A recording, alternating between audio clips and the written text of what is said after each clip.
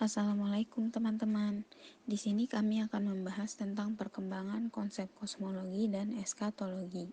Kami dari kelompok 9 yang beranggotakan Alfian Fadilah, Anissa Ayu Astuti, dan Bunga. Konsep kosmologi. Kata kosmologi berasal dari bahasa Yunani kosmos yang berarti bumi, yang tersusun menurut peraturan dan bukan yang kacau tanpa aturan. Kosmos juga berarti alam semesta. Alam semesta berarti jagat raya, kemudian jadi cabang ilmu kosmologi yang memandang alam semesta sebagai suatu keseluruhan integral. Sedangkan kosmos secara literal berarti tatanan dan keindahan. Jadi yang dimaksud alam atau kosmos adalah keseluruhan makhluk Tuhan yang meliputi berbagai planet dan segala isinya, yaitu manusia secara individu maupun sosial, benda hidup maupun mati. Kemudian konsep eskatologi. Eskatologi dalam pandangan para teolog adalah ilmu atau pengetahuan yang membahas tentang kebangkitan. Eskatologi merupakan bahasan dalam setiap agama, terutama agama-agama samawi. Eskatologi dalam agama Islam adalah prinsip keimanan, yakni percaya akan hari akhir.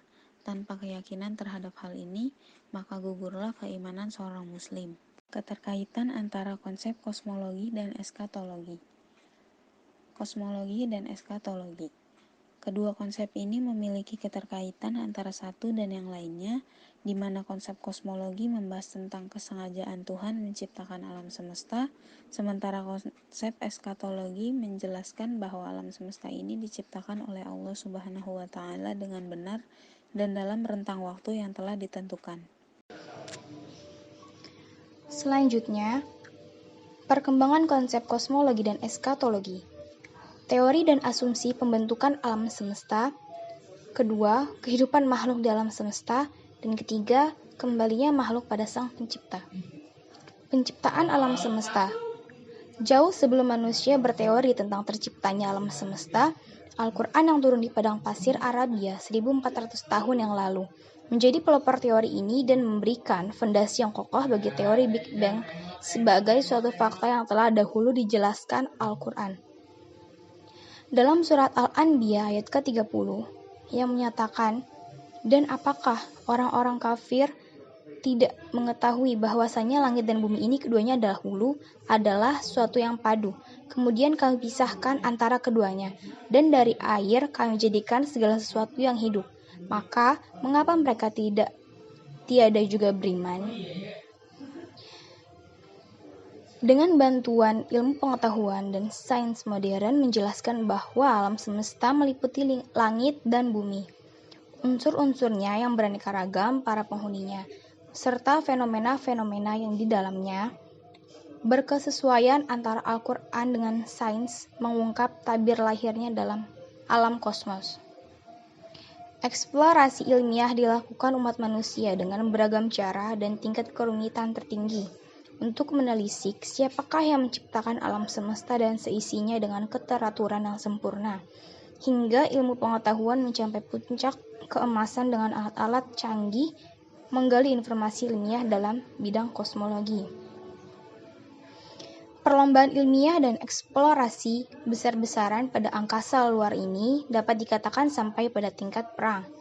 Usaha mereka untuk mengerti proses kelahiran jagat raya dilakukan salah satunya tim NASA yang dipimpin George Smoot pada tahun 1989 dengan meluncurkan satelit melalui instrumen sensitif yang disebut COBE atau Cosmic Background Emission Explorer. Penelitian itu mengungkapkan bahwa terdapat sisa-sisa ledakan besar alam semesta dalam bentuk rapat dan panas. Dari hasil penelitian itu, mereka berkesimpulan bahwa alam semesta berasal dari ledakan yang terkonsentrasi pada materi tunggal beberapa 1010 tahun lalu, yang secara terus-menerus berekspansi menjauhi pusat ledakan. Hampir semua agama, termasuk Islam, mengajukan konsep tentang awal segala sesuatu, seperti Tuhan, dunia, dan manusia. Demikian juga halnya dengan akhir segala sesuatu. Pembahasan eskatologi secara generik lebih ditujukan kepada realitas ataupun peristiwa-peristiwa hari akhir kehidupan umat manusia. Dan hal ini sesuai dengan firman Allah dalam terjemahan Al-Quran surat Al-Isra ayat 49 bab 1 berikut ini. Dan mereka berkata, apabila kami telah menjadi tulang belulang dan benda-benda yang hancur, apakah kami benar-benar akan dibangkitkan kembali sebagai makhluk yang baru? Katakanlah Muhammad, jadilah kamu batu atau besi, atau menjadi makhluk yang besar yang tidak mungkin untuk kembali menurut pikiranmu. Maka mereka akan bertanya, siapa yang akan menghidupkan kami kembali? Katakanlah, yang telah menciptakan kamu pertama kali. Lalu mereka akan menggeleng-gelengkan kepalanya kepadamu dan berkata, kapan kiamat itu akan terjadi? Katakanlah, barangkali waktunya sudah dekat. Sebagaimana firman Allah di dalam surat Al-Baqarah ayat 28, Allah mengatakan bahwa kamilah yang telah mematikanmu, kemudian menghidupkan, kemudian mematikan, kemudian menghidupkan kembali. Dan hanya kepada Allah lah kita semua akan kembali. Sebagaimana firman Allah dalam surat Al-A'raf ayat 29, sebagaimana Dia telah menciptakan kamu pada permulaan, demikian pula lah kamu akan kembali kepadanya. Pembahasan eskatologi tidak hanya berkaitan dengan kebangkitan saja, namun membicarakan aspek-aspek yang menyampaikan kepada kebangkitan. Di dalam agama Islam, kita mengenal ada beberapa fase sampai pada akhirnya manusia itu kembali kepada Allah Subhanahu wa taala. Fase pertama adalah ketika ditiupkannya sangkakala pertama, di mana semua makhluk akan mati. Dan fase kedua adalah di mana semua makhluk akan hidup kembali ketika ditiupkan sangkakala yang kedua.